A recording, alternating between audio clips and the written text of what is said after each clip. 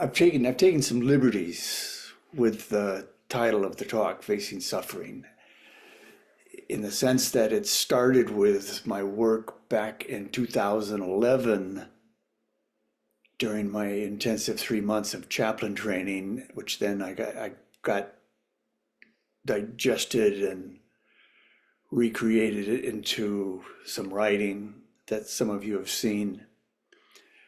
But I'm not, I'll touch on that stuff, but I'm not going to rehash it because we live in a world now where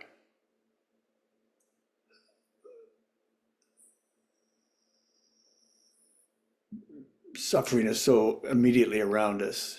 You know, originally as a chaplain, I was thinking about people suffering with some kind of illness, disease, but they're in a healthcare setting. They're confined within a building or a clinic or a place, and outside of that place, oh, life just goes on. And I feel like the walls have just dissolved as to what constitutes a hospital. And we've got really, this last month, this last maybe 2 months, we've had really good, healthy conversations going on. Really a lot of inspiration from David and Sarah in Chicago and their work there. But I thought what I might do as I move beyond what I originally wrote is to go back in history, because I was born in 1950. I entered college in 1968. And for those of you who know that time and era, there was a lot of social unrest. And I wanted to tap back into some of the voices from that time to sort of bring them into awareness. I'm guessing for many of you, this won't be anything particularly new, but perhaps it'll be a reminder of some significance of people who have lived through times as violent, as destructive, as chaotic as what we have today. We're not doing something new here. But then I want to turn to you guys. I've got some questions, and I want to hear what is real in your approach to facing suffering. And let's see what we can share with each other in that regard. So I've got some notes, and occasionally I'll pick up my paper and look at it. So I like this immediacy, but notes help sometimes. So my first question as I was preparing was, well, what's the distilled version of what I learned from my training and then my work as a hospital chaplain about facing suffering? And not complicated, that by far the most useful tool I have when facing people who are suffering is the ability to exhale long and the ability to keep looking for how gravity is working on my body. And it was tested over and over again with just the full range, the kind of things that Gina's been exposed to, the kind of things that Audrey's been exposed to, just the emergencies, the chaos, the panic, the despair, breath and posture, breath and gravity. I kept coming to as the things that I could best bring into a setting. So in that sense, facing suffering just profoundly to me is a physical act. You'll hear from others for whom it's more of a moral act, perhaps, or a spiritual act.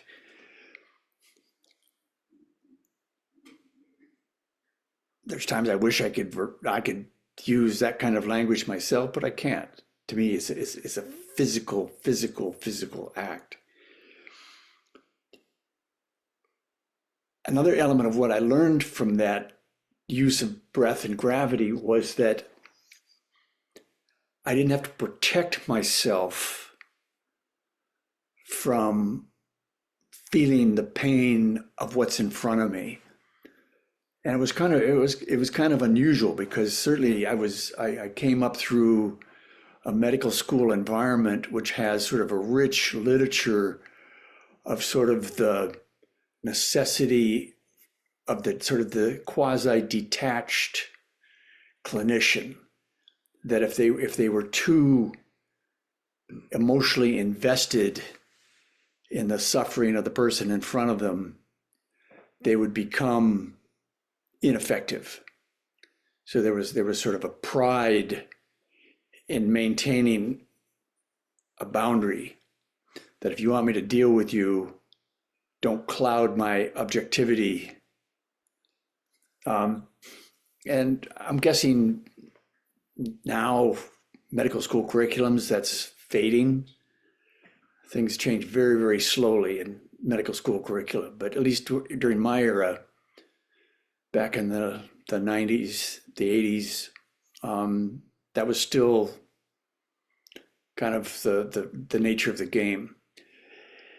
And I was an uncomfortable voice, because what I would say is that if you attend properly to your breath in the sense of gravity, that pain, that struggle, it washes through you.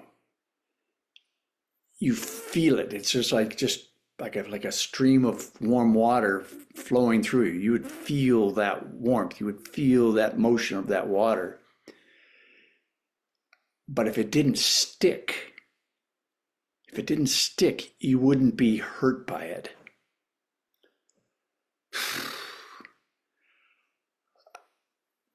I can easily, fewer fingers than I have in my right hand, were the people who somehow could grasp what I was talking about. That distinction between having the pain get stuck in you and, oh my God, what do I do? And I can't stand this. And versus being fully present to it, but it's as if it washes through you. So that was another very clear lesson to the work I was doing. Something I want to explore with you in a little bit is this notion of, and this is kind of an untested hypothesis, but the feeling is that the suffering at its root was a feeling of being alone. I am alone in this pain. I am alone in this loss of hope. I am alone in this estrangement from my family. Because once you could step into that as a fellow human being, something eased. You could feel that there was an ease, that by stepping inside and sitting with that, you couldn't cure the pain, or you couldn't cure the estrangement, or you couldn't cure the disease that's going to kill them, but you could cure the aloneness.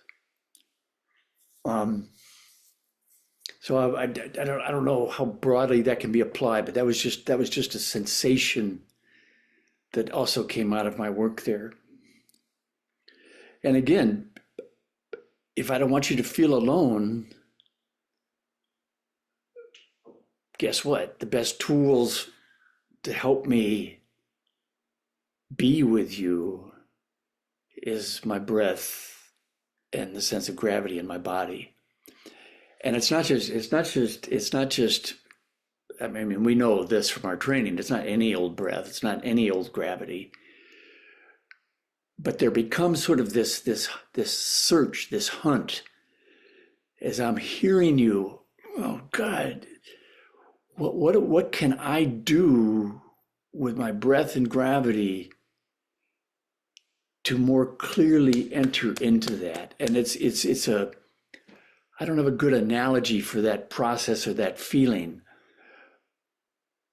But if I'm searching for the right breath and I'm searching for the right sensation of gravity, there comes a moment where, boom, we're no longer separate. I had it wasn't maybe there at the beginning, but I had to search for it. But once it hits, it's a visceral sensation. Bam, you are not alone. You are not alone. So that's me in the world of hospital patients and staff and families. And it's held up well. It's almost been 15 years since that experience. And I can draw upon it today as easily as I could back then when it was fresh. But I'm making this transition now away from me.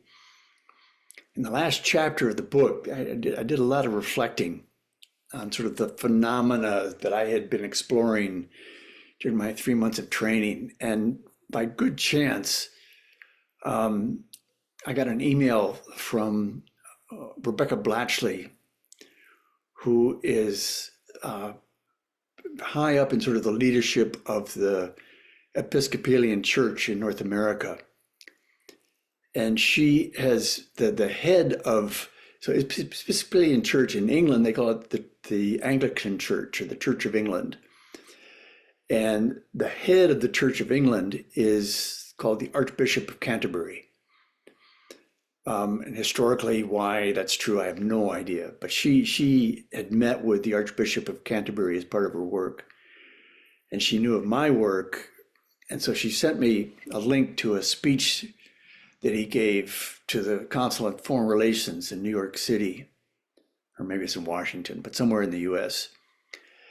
And he was talking about the work that Anglican Church was doing in Africa, because there was a lot of turmoil. There's like, in terms of where are the members of the Anglican Church, I don't know what percentage, but by far the majority of them are in Africa. They're not like in England and Canada and Australia and the Commonwealth.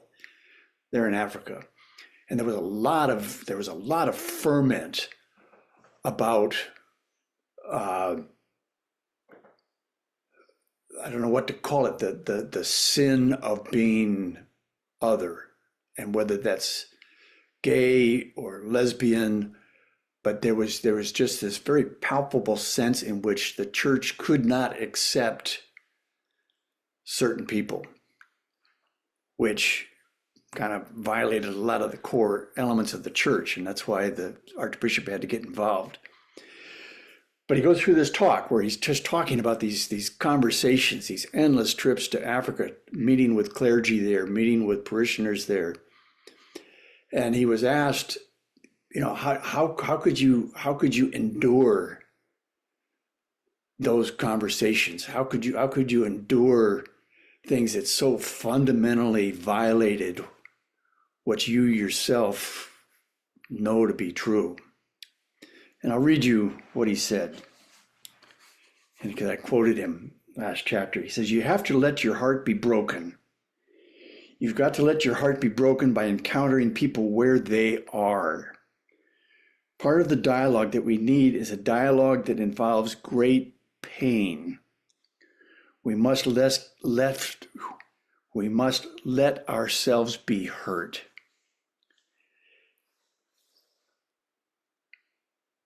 I was knocked over when I read that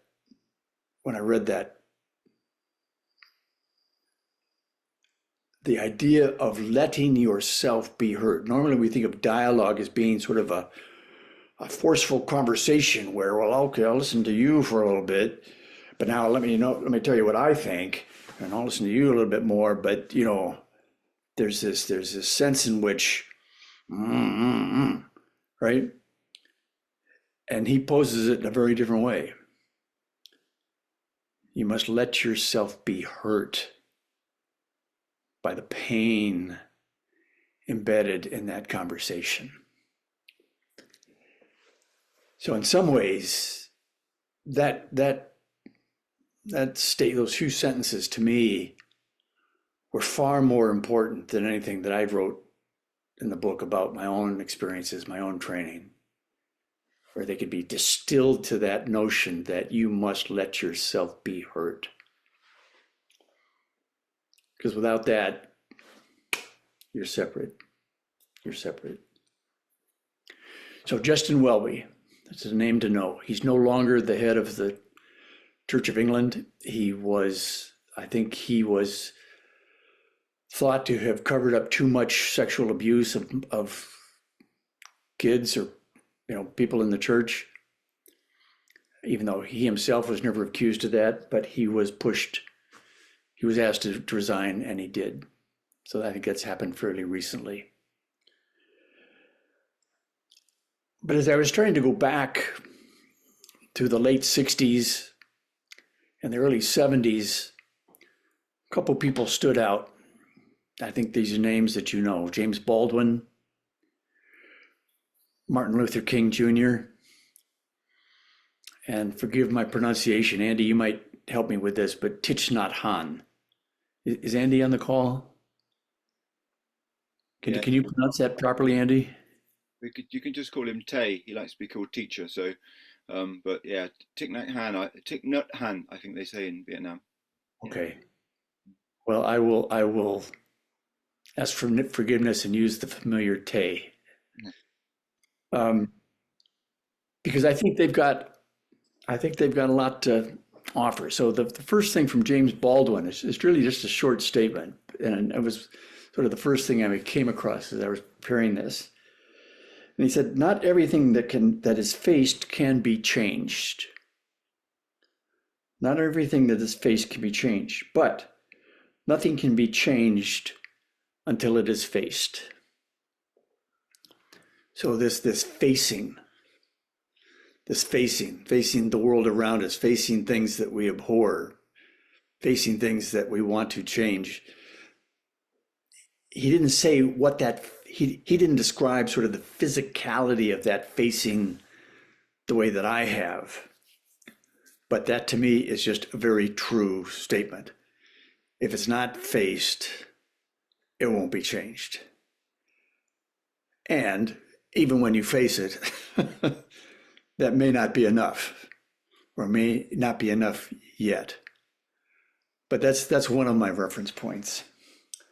But then I want to get into Martin Luther King.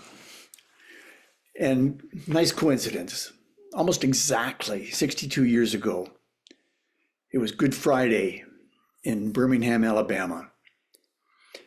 And Martin Luther King was there with a group of activists for civil rights, and they held a protest march that had not been permitted.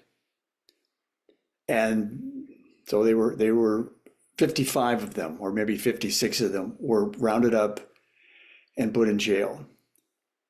And I'll get to what happened with King in the jail, but the reason this has sort of some personal impact on me is that one of the men who was also put in the jail with King was a man named John Dykstra Houston, a white man from New England, Church of England, United Church of Christ minister. But he also was the chaplain at the college that I entered a few years later. So in 1968, I started college at Williams, and he was the chaplain. And among other things, his influence on me was that he was the man who introduced me to Zen training. So I have got a lot of a lot of I don't know what to call it. Obviously, respect, love, impact of this man who, you know, at risk of his own life, was in the South in the mid '60s, fighting for the rights of people to vote. He also was on the march to Selma, and with the first round of that being the one that had John Lewis beaten, and then they regrouped, and later they marched all the way to Selma. He was part of that march. So John was in the jail when Martin Luther King sat down to write a letter. And the reason he wrote a letter was, well, he said, one, I've got a lot of time here because I'm not going anywhere. But he had received a letter from 8 white fellow clergy who said, "Oh, come on, Dr. King, you're being a little bit too aggressive. You're making people uncomfortable.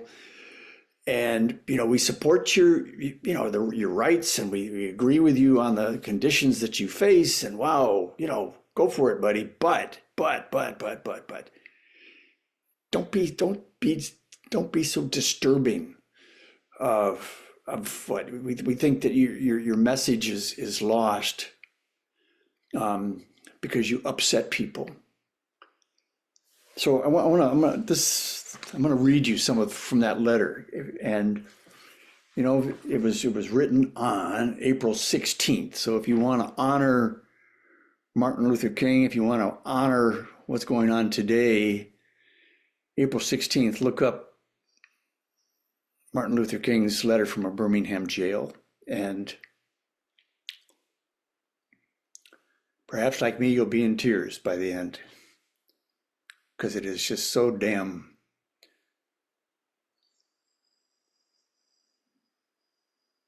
heartspoken. So he said, here's what people most recognize from that letter. This is quoted widely and often, but I'll just start with that so you just hear it. Injustice anywhere is a threat to justice everywhere. We are caught in an inescapable network of mutuality, tied in a single garment of destiny. Whatever affects one directly affects all indirectly.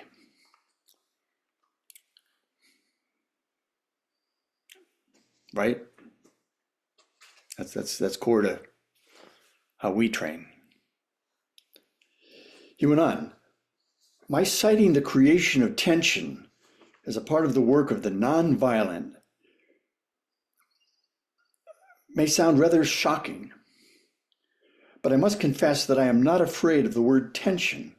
I have earnestly opposed violent tension, but there's a type of constructive, nonviolent tension which is necessary for growth.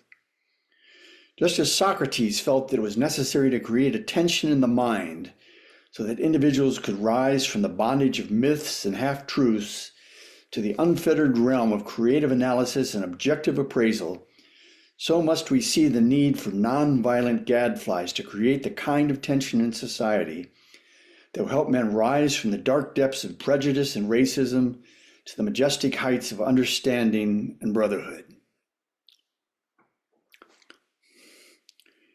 He goes on, actually, we who engage in nonviolent direct action are not the creators of tension.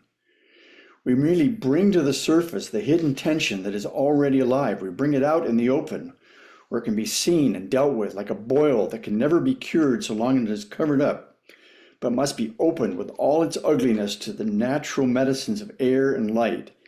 Injustice must be exposed with all the tension exposure creates to the light of human consciousness and the air of national opinion before it can be cured. The last bit I'm going to read is where he says, there was a time when the church was very powerful, and the time when the early Christians rejoiced at being deemed worthy to suffer for what they believed. In those days, the church was not merely a thermometer that recorded the ideas and principles of popular opinion. It was a thermostat that transformed the mores of society. I don't know if you guys I don't know if anybody understands thermostats anymore. So forgive me, but the difference between a thermostat and a thermometer is that a thermometer simply registers temperature of anything. But a thermostat is a device that takes that temperature and compares it against a desired setting. So that if my house is 62 degrees currently, but the thermostat is set at 65, then it triggers action, that the thermostat then calls upon heat to be generated and added to the house so that the temperature comes up to 65. And if it starts to go above 65, then it shuts off. So a thermometer is passive, taking the temperature of society. So he's sort of calling out churches that sort of say, well, we'll tell you what we see. Here's what seems to be true. But he's saying, no, be a thermostat. Once you see what is true, how does it compare to what you would want it to be? The guy is a magnificent speaker. So he finishes by saying, whenever the early Christians entered a town, the people in power became disturbed and immediately sought to convict the Christians for being, quote unquote, disturbers of the peace and outside agitators.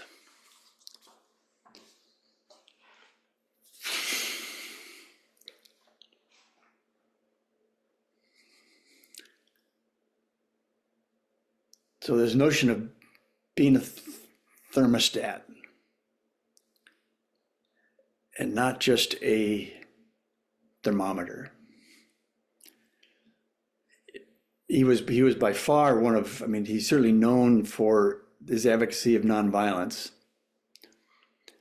but it's not always understood, even by me. Some of this reading is a fresh feeling for me.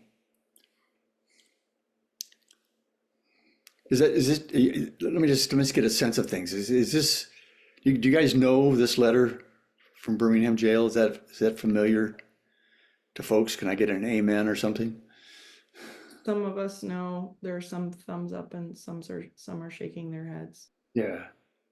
It's a long read because he was in jail and had a lot of time to write. So, but pay respect to what was going on. And please read it. So then I want to shift to Tay, Vietnamese Zen monk. He was born in 1925. He died in 2022. Long life. And he's known for many things, but I'm thinking of him back during the Vietnam era when he was a relatively unknown young Buddhist monk.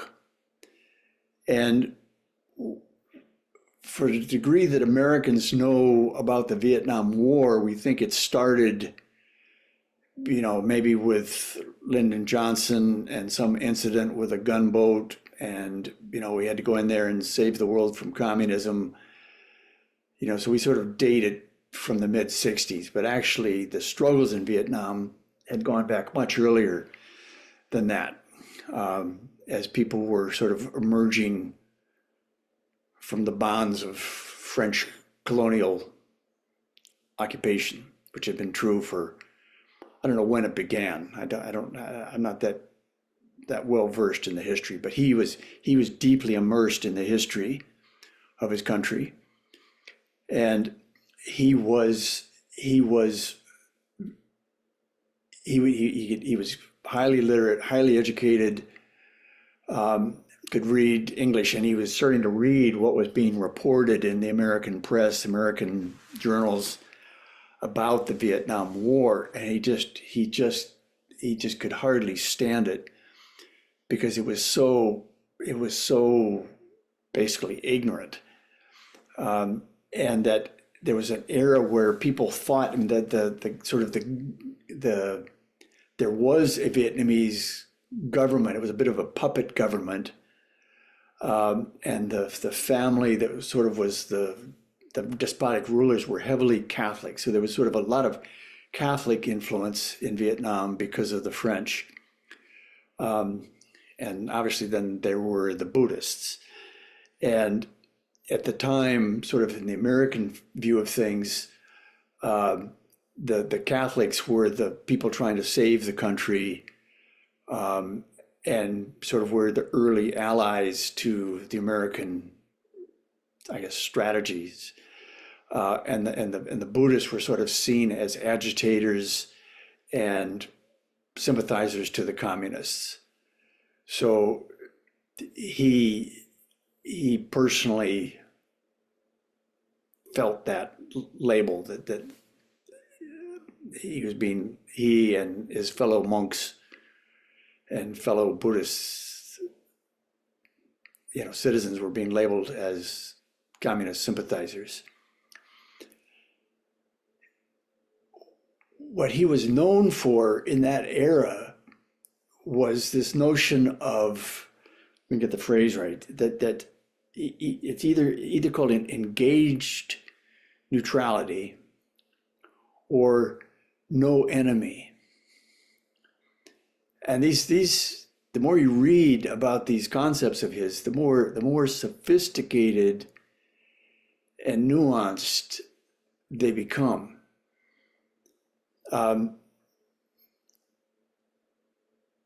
That he thought, I want to read just a little bit. He thought that when you categorize people as enemies, you reinforce separation. In our language, you reinforce duality. And by doing that, now there's no reconciliation. You don't reconcile good and bad. You transcend good and bad. But that wasn't the mindset of people. There must be reconciliation if there's to be peace in Vietnam. And he just basically was saying horseshit. It doesn't happen that way. But he took it further. One of the phrases that he would use is that those who harm us are themselves suffering and acting from their own pain and misunderstanding. So in the early days, when I first knew of him and knew of his writings about Vietnam, I thought, wow, what kind of power does that have in the world, where you're trying to understand the suffering of your enemy. They had a bad childhood. They had a misguided education. They had, they don't listen. They don't read the right newspapers. And I was not buying it. But what I hadn't really recognized of him was that he suffered mightily along with his fellow monks during the early eras of what led up to the Vietnam War. He knew difficulties far greater than any I've ever encountered. He trained with several of the monks who later set themselves afire in protest over the Catholic government and the oppression of the Buddhists in the country. So he had a deep, visceral exposure to really ferocious conditions. I mean, if my enemies, I don't know where my nearest enemy is, but they sure as hell aren't. I can't see him from here. Whereas for him, they were in his life deeply. So this notion that here's this person, this group, this entity, this ideology that wants to do me harm. I will seek to understand. I will seek to understand their suffering, their violence, their destruction, their comes out of their suffering. So he wanted people to understand. You know, it's like do your work. What's the history? What's the cultural evolution that led to this? What's the economic history that led to this? What's the political history? That if you don't know those contexts, and he made a I forget where he was. He came to the U.S. early in the Vietnam War era and it may have even been to the Congress, but I can't. I'll have to look up his talk. But where he just basically said, "Listen, you guys just do not have a clue of where this thing is coming from. You see, you know, you watch your cowboy and Indian movies, and you know who the cowboys are, and you know who the Indians are, and you know it's going to take guns blazing to solve it. So there you go." He called people out quite forcefully on how how ignorant we were about the forces that lead to that kind of clash. And then with the corollary being that you will have zero impact. I mean, maybe you can just bomb the crap out of us, but even that I don't think is going to resolve it. And as you know your history, it didn't. It didn't. We left because it was just an unsustainable war, and there was enough opposition in the U.S. to the war that it just became something that could just no longer be maintained. The final phrase of his that is meaningful is what he called fierce compassion, or you might say compassion with guts. Compassion you can feel when it's happening. There's a force field to it. And so, you can firmly oppose what needs to be opposed. It's not people, but it's actions. Don't oppose the enemy, but oppose their destructive actions while maintaining compassion for the person committing them. I don't know about you. I don't hear that language today. In all the pain and confusion and despair, we've got, I've got as many insults for the MAGA folks as you do, right? It's a rich vocabulary of, my God, this is just, who the hell are these people? But this idea that you can separate, you can oppose the actions while maintaining not just tolerance of the individuals, but compassion for those individuals. That's high stakes stuff. And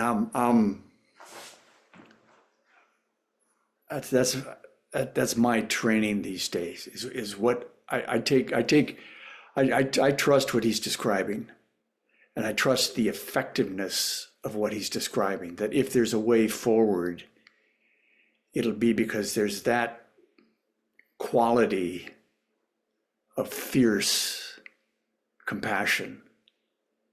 If you ask me, if you confront me with a mob coming up the driveway at the moment,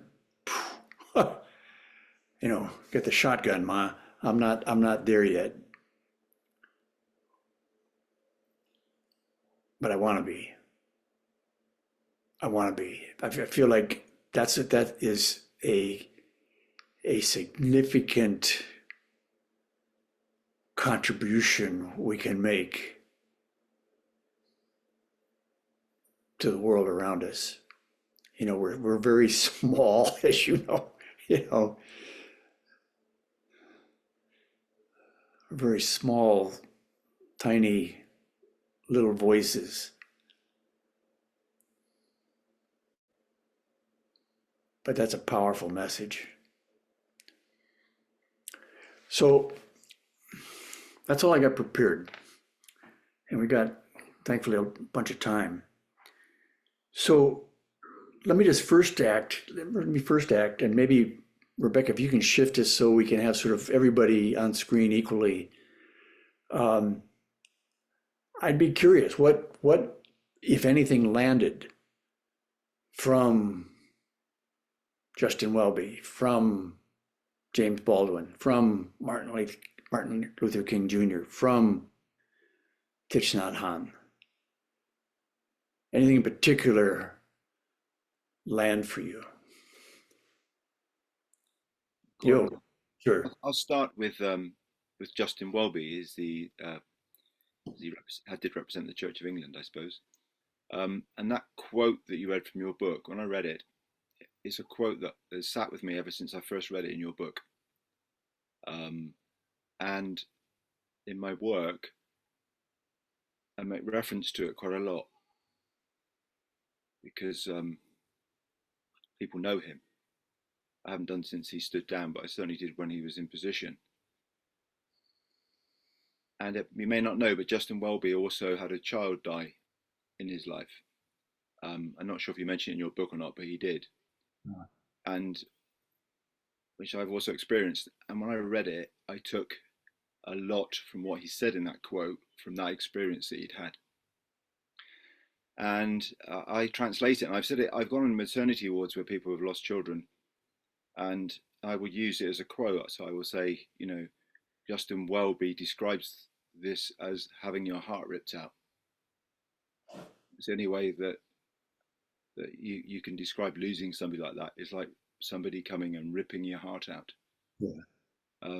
And people always, at times I've said it to people, you can see that they understand Yeah. the pain they are in. That is what they're feeling. Yeah. So yeah, to hear that quote tonight is something that sat with me since I first saw it. It's a powerful piece of writing. And I think, I mean, thank you for reinforcing that. That the part that's for me also that lingers is this idea that you must let your heart be broken. It's not just like, oh, shit happens. I'm sorry, but there you are. Life is despair. That he, having gone through that experience, as I now understand it with his son, it's like, what do I got have left to lose? That heart was ripped out a long time ago.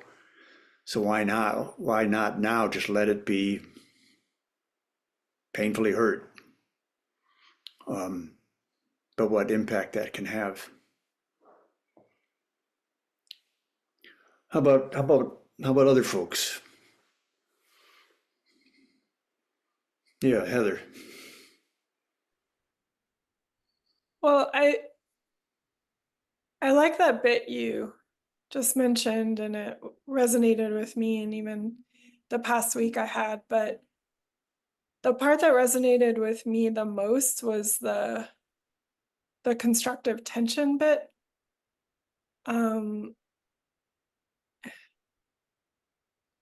It's hard to describe in enough detail for this audience, but that's been like I feel like that's something I've learned from you, actually. There's a way in which I don't know, in my own Zen training, developed the ability to be okay with the tension and to see it as a positive, that it's constructive.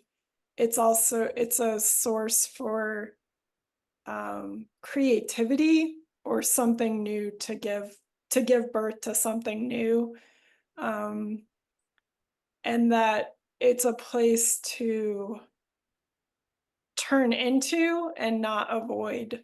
Yeah. But to have that,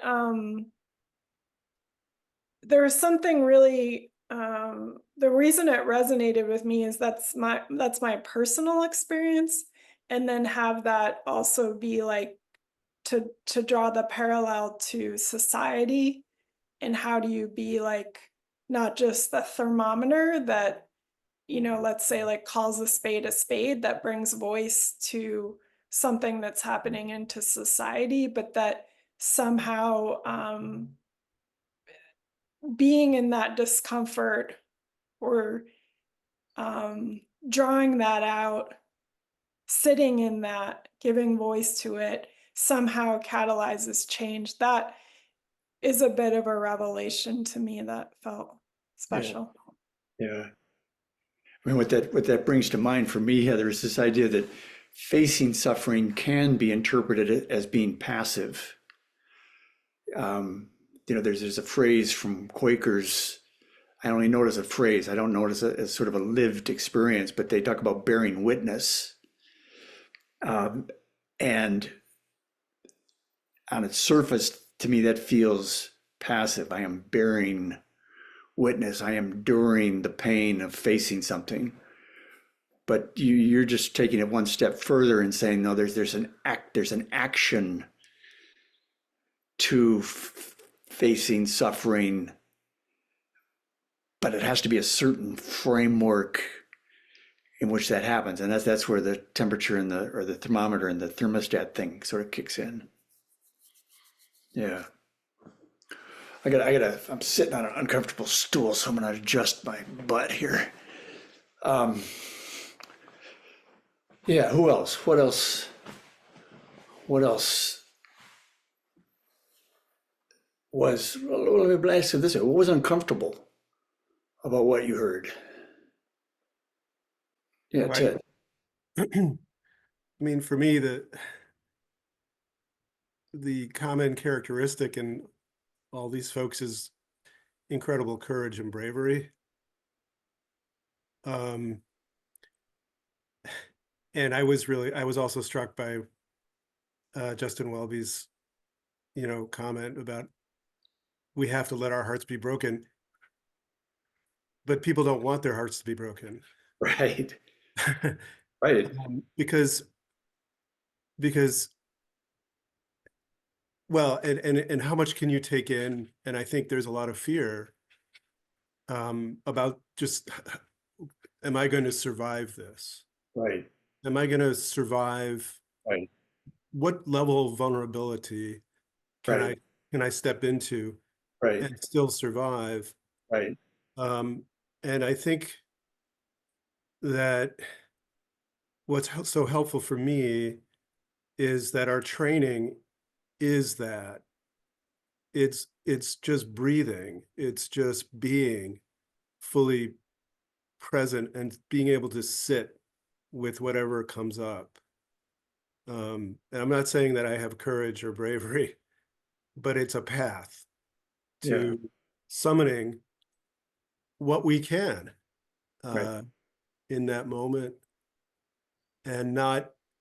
And otherwise, I think most people, like, in my work, my experience of people who can't cope with the idea of climate change, let's just say, is because they don't know what the hell to do about it. Right. It's just too big. Right. It's too big of a problem. Like, what the hell do you do about this? Turn off the lights? It's too overbearing. It's too overwhelming. And I think we need to cultivate, practices and pathways that allow us to start to believe that we can affect change without being overborne with fear. Yeah. So, thank you. Oh, well said. One thing I did, I don't have a good collection of writings by Thich Nhat Hanh here. I had to do some things looked up online, and so I did a query, and I asked, to what degree was there a physicality to the Zen training that he used, that he taught, And it came back with that one that he did very much believe in the physicality of breath and the physicality of movement, that he had a sort of he used walking meditation quite a bit. But the phrase that he used that I understand was fairly common is that when you breathe out, know that you are breathing out. And when you breathe in, know that you are breathing in. And I think we could find alliance with that. That was a tool that he used. And so yeah, you know, here we face just this ungodly barrage of stuff. And to the degree we say, well, just breathe, man, we better be masters of our own breath if we're gonna be able to land that with any conviction in the world that's around us. But anyway, but thank you, Ted. You spoke well. Others. What made you uncomfortable?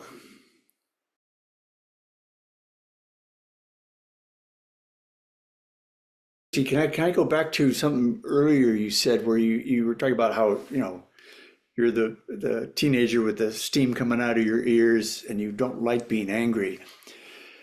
But here's a genuine question. I mean, when people are remaining angry and they can't get rid of it, what's the payoff?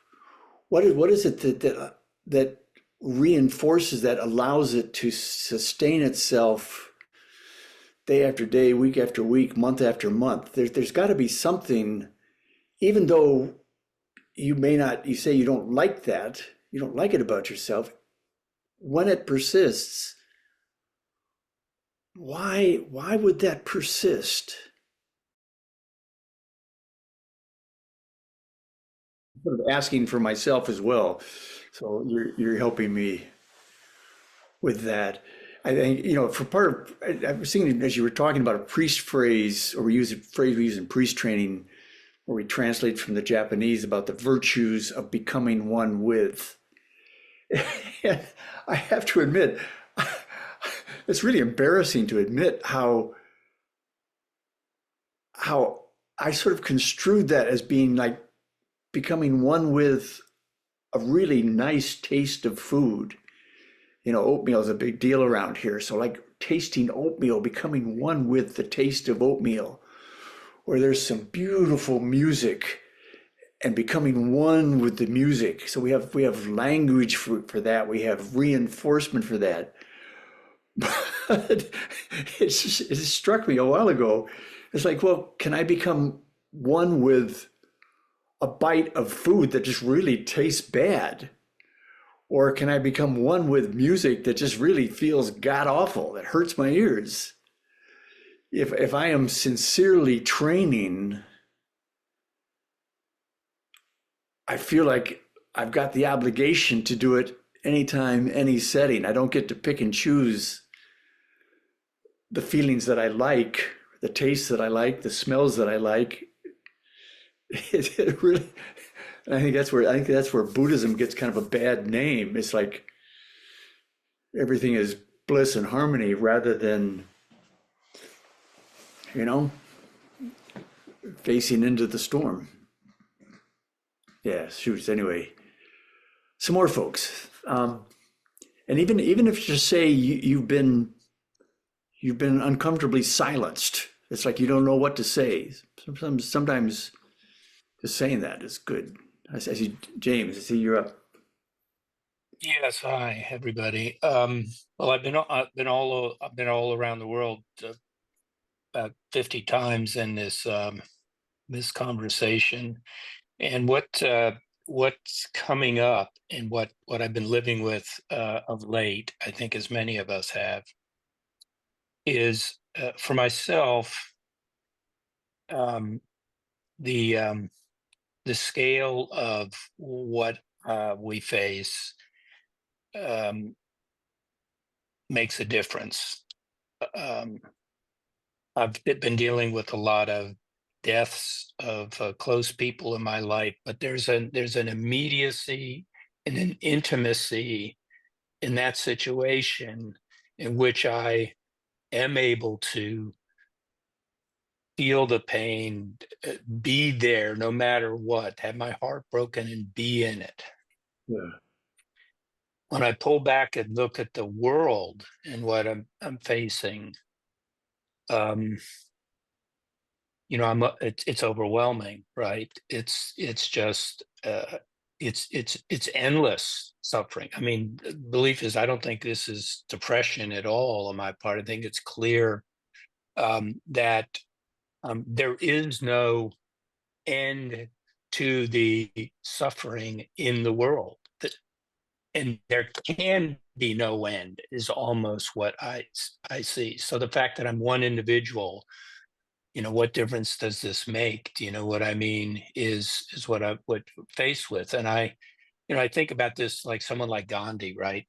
Who said, well, you know, we're going to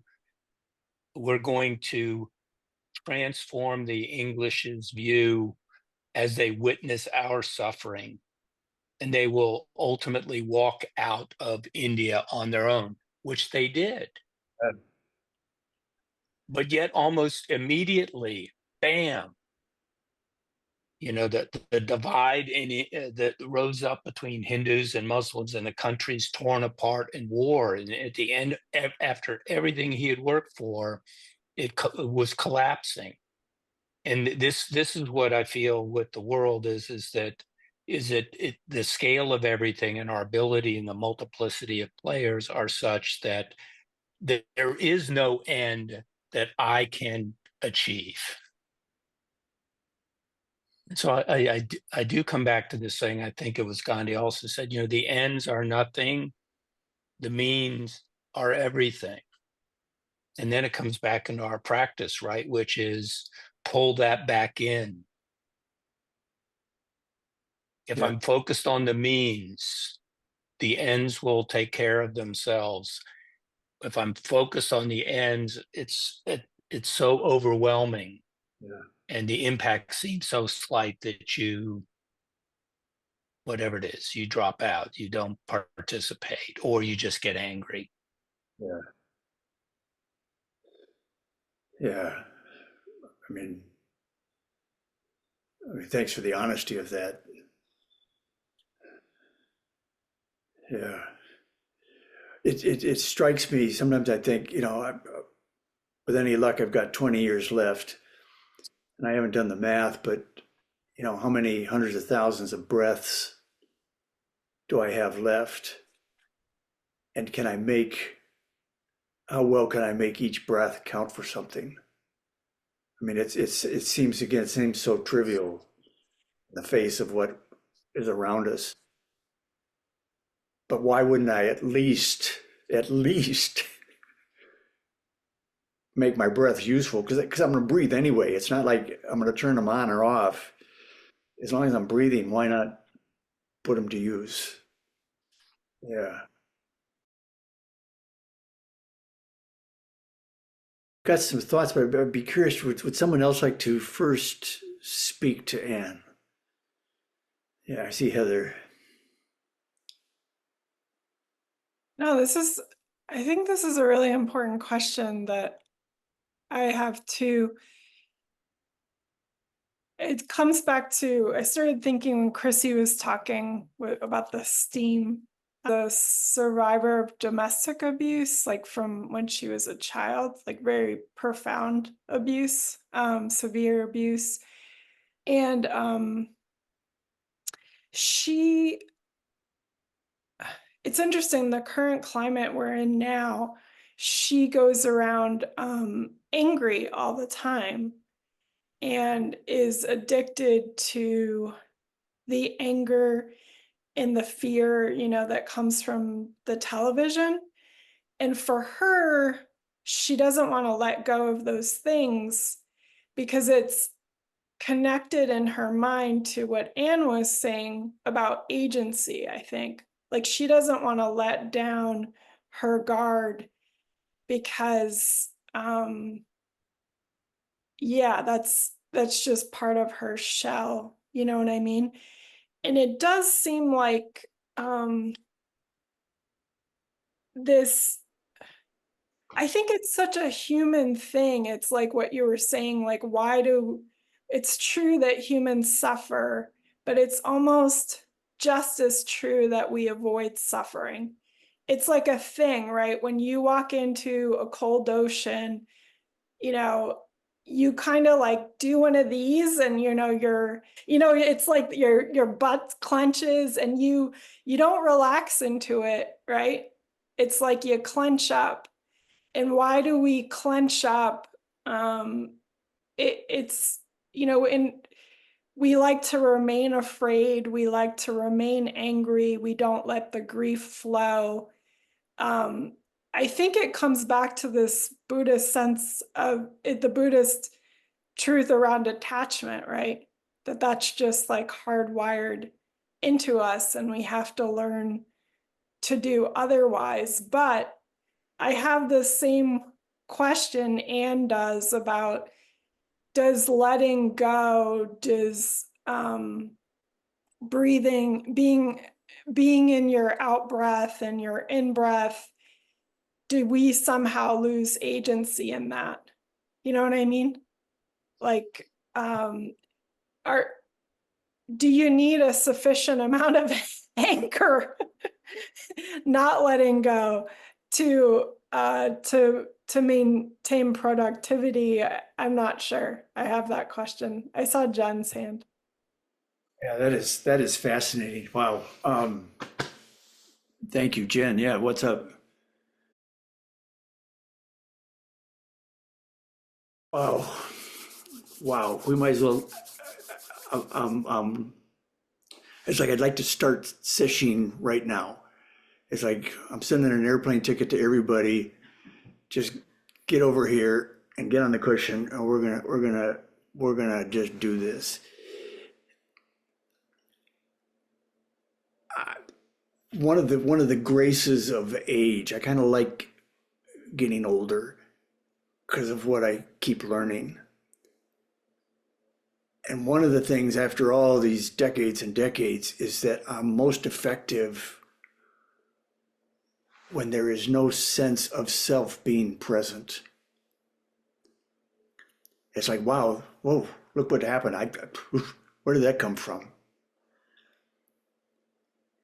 So this notion of boundaries, this notion of vulnerability, the motion of if I just let it all go, will I be, going to oblivion? I think when you push your training hard enough and far enough, it's not so much your agency that is necessary. It's like, what does the moment call for? It comes out through you. You can be an instrument of that, but without a feeling of doing that. It simply is what, when we, the language about seeing things clearly. That's a high value in the world of Zen. To be able to see things clearly is a really deep statement of a necessary skill, because it means that you're not seeing through your own crap. You're simply seeing what is around you, what is true. And out of that, as you see it, there's now action happens without an actor being present. And this is only useful when that is a very visceral sensation, visceral experience. I'm not promoting that as a thing to do, but I'm saying that too is available within our tradition. And just that thing, Jen, you were describing, and I mean, all of you reference this idea of, Jesus, if I just let it all go, what's left? Ah, that's, now I'm hearing Honda Roshi in my head saying, yeah, exactly. What's left? What's left? That's a very meaningful, useful question. So I'm not, and I'm not, I mean, you spoke really well. You spoke really, with courage and with the conviction of what you're facing. And I guess I'm just saying, well, there's more to it than just that. That you're not just stuck within your own skin when you are present in the world. Does that help? And I mean, for all these, you got good responses from a lot of people. Kind of tuck those all away. I'm just clicking on the clock. Gordon, Yeah. something that just come to me this evening is that we talk about breath and gravity, but it's really interesting. Now, I would say, and this is from patients that I see that have no concept of breath and gravity as we teach it. Yeah. But I meet people, and I met a lady on Friday, an elderly lady, probably in her 80s or 90s. The wisdom that comes from these people is extreme. Yeah. And she'd had this particular lady, she had something like, I don't know, she told me she had 20 grandchildren and something like nearly 40 great grandchildren. Oh, I jeez. said to her, and she had started off with 5 children. And then she went into her life. Her life started off with being abused by Roman Catholic nuns in a convent. She told me the first child she had was out of wedlock, and she had to have the child in the corridor in the hospital because people that were only married on the wards. She went through this stream of stories. Her husband died when her youngest was 3 weeks old, and she brought up 5 children. And she went through the story of her life. And at the end of it, she then talked about the state of the world. And she said, what have I, and she was talking, she says, what world have I created where a 12-year-old kills their school friend? I thought, wow, Yeah. those are such wise words. What world have I created that has caused a 12-year-old to kill their friend? And I think that's the trouble with a lot of us. The starting place is wrong to start with. Say some more. What do you mean? We're not starting from how have I created this world. Oh, I got it. So Right. when we start blaming everybody, it's nothing to do with us. Right. Yeah. What have we done today that has created the world you're sitting in? And she realized that, and I think, and I would say, listening to it tonight, facing suffering almost transcends breath and gravity for me. If you genuinely face it, maybe the body shifts, I don't know. If you genuinely face your suffering, maybe breath and gravity follow. Yeah. Maybe it's the other way around for us. We do breath and gravity first, and then we can face our suffering. But if you have to face the suffering, for me, the people I've met seem to be very, very wise. Yeah. So I want to ask Gina how they don't come back to you, but Gina, what would you like to say?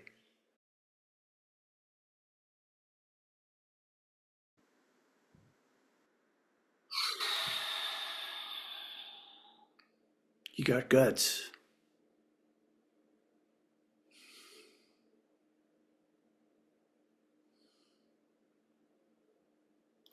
I guess what I would say, I mean, for me too, the speech that Martin Luther King gave the night before he died, it's like he was to me, that's an example of where he was not present.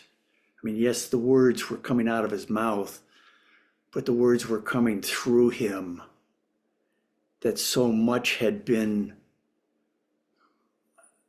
maybe it's Christian language, that had been cleansed out of him, that all that was left was just truth. So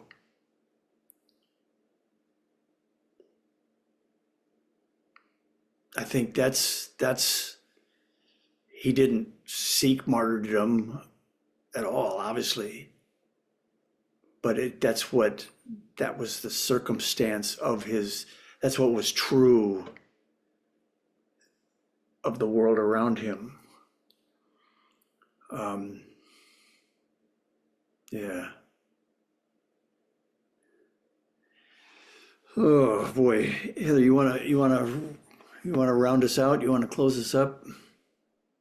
Well, I mean, I just wanted to connect back because I feel like I answered my own question in a way. Like you talk about breathing and gravity, and I had added in my teaching framework about a sincere intention.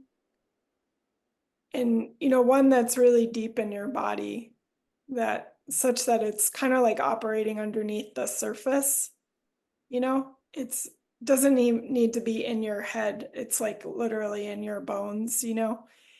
And I think that that's where the agency comes from. It's not in reaction to something that made you angry on the TV. Get it? It's in our bones. So that's the answer I gave. But I mean, yeah, this thing that Gina's raising is also troubling, just like in my own personal life and situation. Like, when we're in a situation now with, I'll just say it, the government becoming more kind of authoritarian and increasingly surveilling us and our information and trying to silence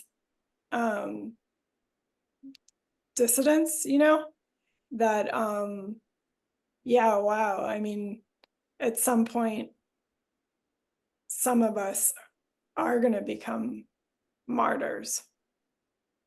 You know what I mean? Or we're just going to keep going along with trying to save our own ass.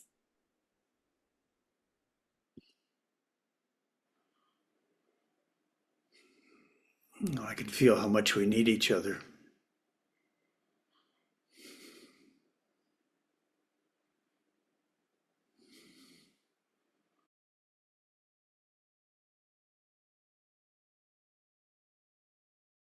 What's I can't quote it accurately. There's a phrase from Mike Tyson.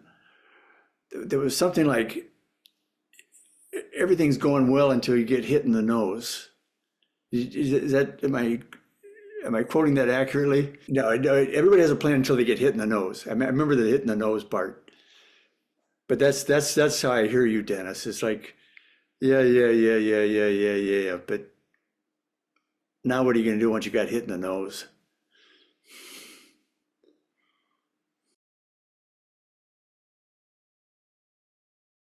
Okay. Okay. All right. Well, I feel like we're not done. I feel like there's more to go. And I want to reserve that as a possibility, Gordon, to It's continue this conversation. yours. Uh, For me too, I feel that. mhm. This But may not be right. enough, but at least it's what we got. Yeah. So let's consider this a part one. And I think all of us are taking something away that we can put into our training. So let's run that experiment and see what we got and put it into that WhatsApp channel, you guys. I mean, that is helping to keep us connected. And let's figure out when we're going to do this very thing again to come together about how we're going to face our no enemy, but with clear action. Thank you, Gordon. Thanks to you all.